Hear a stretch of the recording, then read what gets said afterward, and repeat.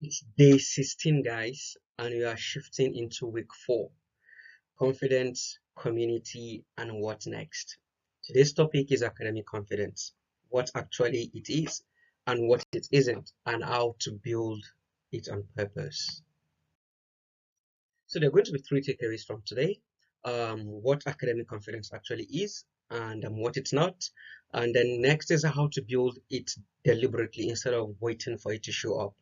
And last is going to be the imposter syndrome pattern and how to interrupt it. Here's the number. About 70% of students experience imposter syndrome at least once during their degree. It's a signal of high standards, not low ability, like many of you think. You are genuinely not alone in this. I have been there before. And in some instances, I'm still there in some part of things I do. Okay. So, what is confidence? Really, what is confidence? I want you to pause and ask yourself, what does confidence mean to you? But for this context and to make it easy for you, it's all about trust built from evidence and action, not a fixed personality trait. No, it is not arrogance and it's not the absence of doubt. It grows from doing hard things, not from waiting until you feel ready. And everyone can build it deliberately, regardless of where they're starting from. So, in short, confidence is earned trust, which is built from evidence and action. Confidence is not arrogance, it's quiet competence and not noise.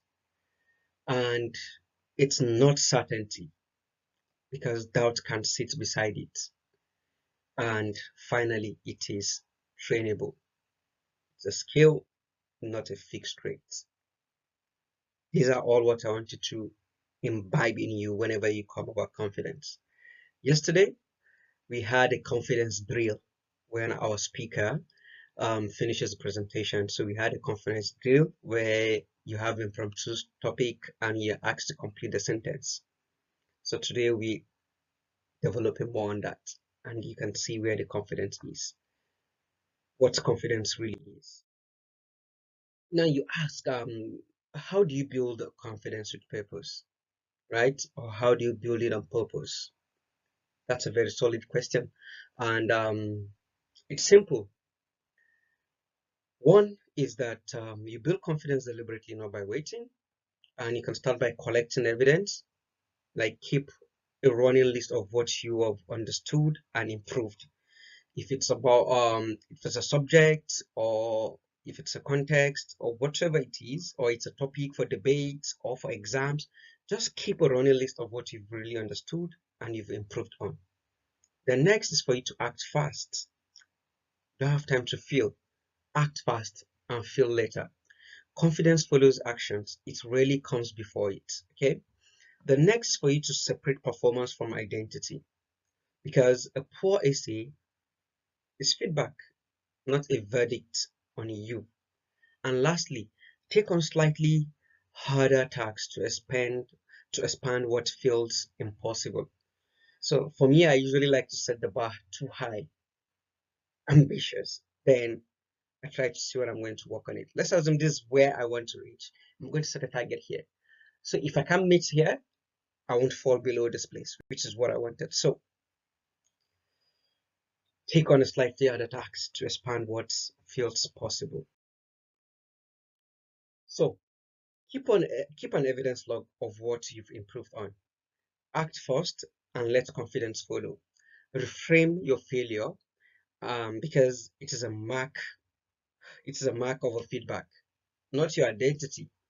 Yesterday in our live session, I was sharing with you guys how my first results in the undergraduate university, that's my underlevel first semester, I had a carryover. And I had the second highest GP, but highest GPA for that, but because I had one carryover, I was just fixated on that. And our speaker, who also happened to be my classmate then, and this is about in 2010, I think, yeah, that's over 16 years ago when I was in underlevel. We did finish 2015. And during that period, he also had a carryover. We both had carryover the same course. Yeah. But from that semester till 500 level, we never had any other carryover again, and we never had a GPA less than 4.0.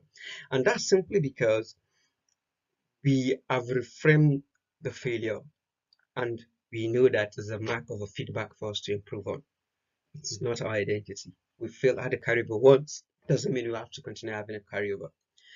So, and next is for us to stretch slightly, take on the next hard thing. Okay, so imposter syndrome. So now let's talk about the imposter syndrome pattern. About 70% of students feel it at least once, and honestly, you are not alone. Okay, and it's a signal of high standards, not low ability. So name the voice, label the imposter, thoughts, think about you and not just the label. So you just have to label the imposter thoughts as an ordinary thought, not a fact, and return to your evidence list whenever self-doubt spikes. So your evidence list is super important. Now, to interrupt the loop, remember 7% fail it. You're not alone. It's a sign of high standards, not a lack of ability. So name the voice. Thoughts are not facts, and return to your evidence. Read your wins or celebrate your wins. Like a friend of mine would say, oh, tip top, you need to learn to celebrate your small wins. It's important you do.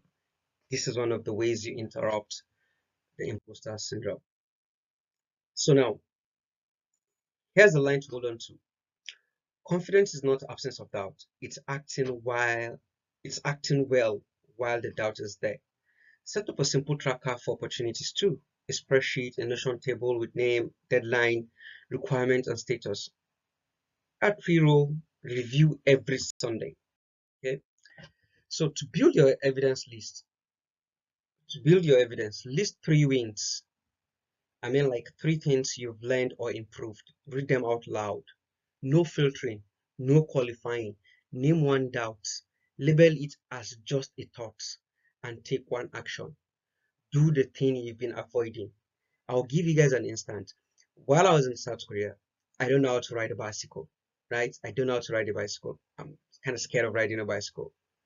But something happened. I was pissed and I felt like I don't feel like reading. I don't feel like doing anything. What should I do? I feel like, okay, I need to do something that I've not done before to deal with that.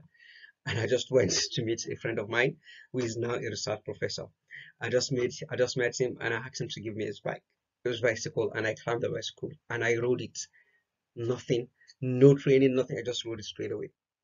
Okay, and ever since I started riding bicycle, got one for myself that I usually take to the laboratory. So just do that one thing you've been avoiding. Okay, so here's your action for today. Write down 3 things you've genuinely learned, achieved, or improved during this program. Don't filter or qualify them, and read them back to yourself like loud. And for your reflection, think about where in your academic life you hold back because of self-doubt rather than any real lack of ability. And that's the 16th. See you tomorrow. Cheers.